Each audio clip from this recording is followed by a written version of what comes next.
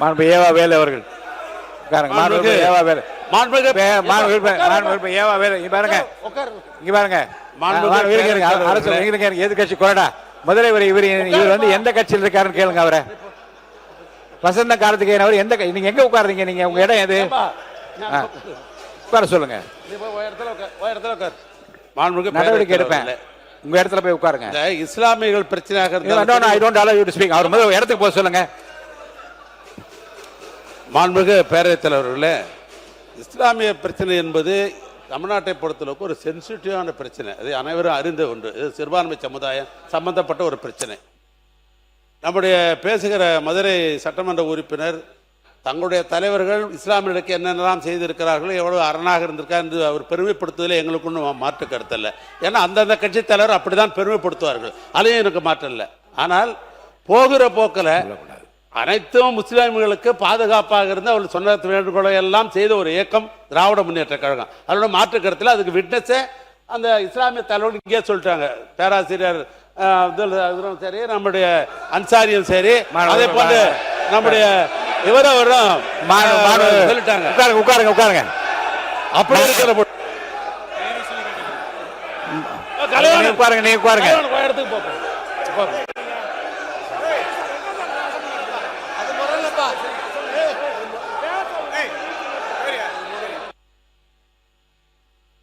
உட்காருங்க உட்காருங்க, நீ உட்காருங்க, நான் பேசுறேன். உட்காருங்க உட்காருங்க, நான் பேசுறேன். உட்காருங்க உட்காருங்க உட்காருங்க உட்காருங்க, நான் பேசுறேன். உட்காருங்க. ஏனுங்க மாணவர் உட்காருங்க, நீங்க உட்காருங்க. உட்காருங்க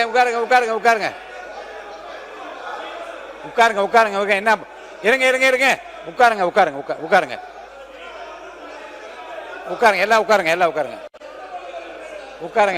உட்காருங்க முதல்ல. மாணவ பள்ளிக்கல்வித்துறை அமைச்சர் எல்லாரும் உட்காருங்க. ஒரு நொடி உட்காருங்க. அமைதியா இருக்கு.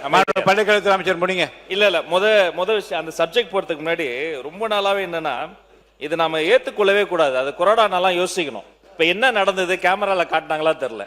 அவர் மாண்புமிகு சட்டமன்ற உறுப்பினர் தான் இடத்தை விட்டு வசந்தம் கார்த்திகேயன் அடிக்கிறதுக்கு பாஞ்சு வந்து ஏவா வேலைன்னா கட்டி பிடிச்சு அணை கட்டி தடுக்கிறார். மதிப்பிற்குரிய பூண்டி கலைவாணன் அண்ணன் அங்க இருந்து நடுகிறதுல வந்து அடிக்கிறதுக்கு வராரு. இந்த உருட்டல் மிரட்டல்களாம் பதிப்படக்கூடிய கட்சி தமிழக வெற்றி கழகம் அல்ல.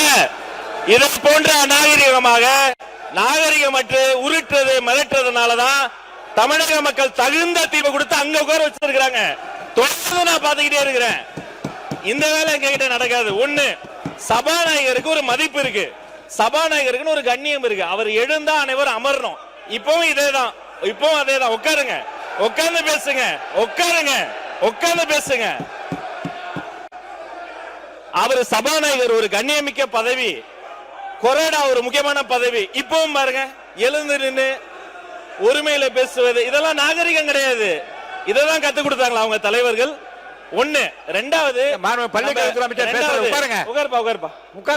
நம்முடைய சட்டமன்ற உறுப்பினர் அவருடைய முதல் அறிமுக உரை பேசுகிறாரு. இன்னும் கண்ணு கருத்துமா கவனமா உறுப்பினர்கள் பேசும்போது தங்களுடைய கருத்துக்களுக்கு ஆதாரத்தோடு பேசணும். ஆதாரம் கேட்கலாம். ஐந்து முறை அவர் அறிமுக உரையை குறுக்கீடு செஞ்சு 5 முறை பேசிட்டாங்க. அவர் பேசிய கருத்துக்களுக்கு இப்ப நான் பேசுனத இப்பெல்லாம் நாகரிகமா பேசாதீங்க. உட்காருங்க. அவர் பேசின கருத்துக்களுக்கு ஆதாரம் இருக்கான்னு கேட்கலாம். ஆதாரம் இருந்தா அவர் சபாநாயகர் கிட்ட கொடுக்கலாம். அதை விட்டுட்டு அதாங்க அவர் பேசின கருத்துக்கு சபாநாயகர் ஆதாரம் கேட்டு அவர் கொடுக்கட்டும். அவரை பேச அனுமதிங்க.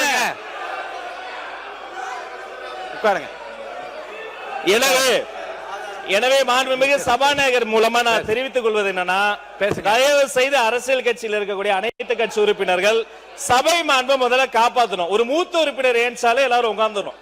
அவர் கொரோனா ஏன்ஸ் நிக்கிறாரு, பின்னாடி இருந்து கத்துறீங்க. சபாநாயகர் ஏன்ஸ் நிக்கிறாரு, நடு கூடத்துக்கு வந்துட்டு வராரு, இன்னொருத்தர் தடுக்கிறார். இதெல்லாம் முறை அல்ல, மரபு இல்ல. முதல் முறை உறுப்பினர் பேசுறாரு, அவர் கருத்துக்கு அவர் பொறுப்பேற்றுக்குவாரு. அதுக்கு ஆதாரம் இல்லைன்னா அவை குறிப்பில் நீக்கலாம், அதுக்கு என்னவோ பேசலாம். 5 முறை குறுக்கீடு செஞ்சுட்டு அவர் ஆதாரம் வச்சிருக்காரா இல்லையா, அது உண்மையா இல்லையாங்கிறத அவர் பேச அனுமதிங்க. அப்புறம் பொறுமையா கருத்தால் எதிர்கொள்ளுங்க.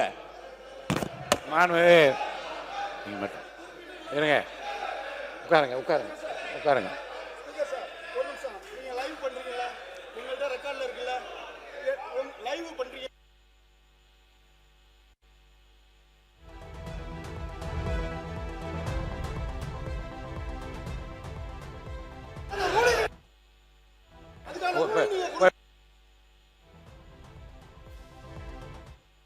இடத்துல உட்காருங்க, இடத்துல உட்காருங்க, இடத்துல உட்காருங்க,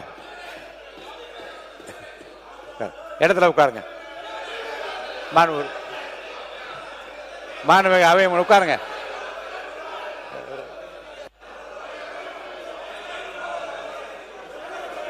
மாண்பு உறுப்பினர் உட்காருங்க, பேசு. மாண்புமிகு அவை முன்னவர், மாண்புமிகு பேரவைத் தலைவர் அவர்களே, உட்காருங்க. நீங்க எல்லாம் உட்காருங்க, தயவு செய்து உட்காருங்க. எல்லாம் மாண்புமிகு பேரவைத் தலைவர் அவர்களே, உட்காருங்க. இதற்கு ஒரு முற்றுப்புள்ளி வைத்து அவை உறுப்பினர் பேசியது தவறாக இருக்குமேயானால் அதை நீங்கள் அவை கண்டிப்பா உறுதியா நீக்குவேன். அவை முன்னவர் அவர்கள் அதற்கான நடவடிக்கை மேற்கொள்ளும். நீங்க பேசுறீங்களா? மாண்பு உறுப்பினர் கோவி செழியன் அவர்கள். மாண்புமிகு பேரவைத் தலைவர் அவர்களே, அவை முன்னவர் முடித்து வைத்ததற்கு பிறகும் இந்த சொற்றொடரோடு அவை அடுத்த தொடர் நடவடிக்கை போக வேண்டும் என்பதுதான் எங்களுடைய எண்ணம்.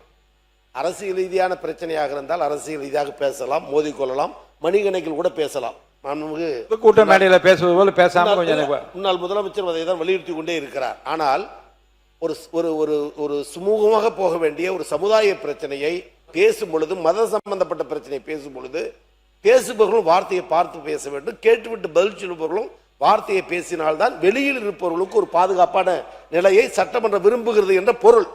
அதன் அடிப்படையில் தான் மாண்புமிகு மதுரை உறுப்பினர் பேசும் பொழுது தீவிரவாதிகள் என்று திமுக சொன்னார்கள் என்று வார்த்தையை மட்டும் பிடிச்சுக்கிறது. பிளீஸ், அந்த வார்த்தைக்கு ஒரு ஆட்சேபனை தெரிவித்துமே தவிர அவர் பேசுவதில் நாங்கள் தலையிடவில்லை. அதன் பிறகு சகோதரி பேசினார். அவர்கள் தரப்பு அப்படி என்றால் நாங்கள் இஸ்லாம் மக்களுக்கு செய்த சலுகைகளை சொல்லுகிறோம். எனவே இரண்டும் ஒளிபரப்பாய் கொண்டிருக்கிற நேரத்தில் ஏற்பட்ட இடர்பாடை தவிர தயவு செய்து என்றைக்கும் திராவிட முன்னேற்ற கழகம் இஸ்லாம் மக்களுக்கு பாதுகாப்பாரன் என்பதை பதிவு செய்து அடுத்த கட்ட நடவடிக்கை போகுமாறு கேட்டுக்கொள்கிறேன்.